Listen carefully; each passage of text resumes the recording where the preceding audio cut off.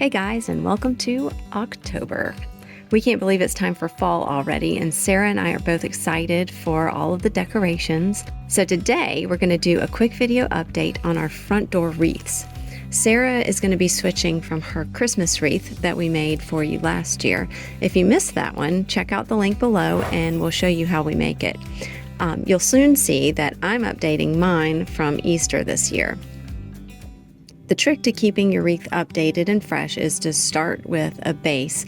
And here we both used the lamb's ear, and then we just use picks and wire to add any of the extra decorations, so there's no need to glue anything. And this way we can easily remove them and switch them out at different seasons to give them an update.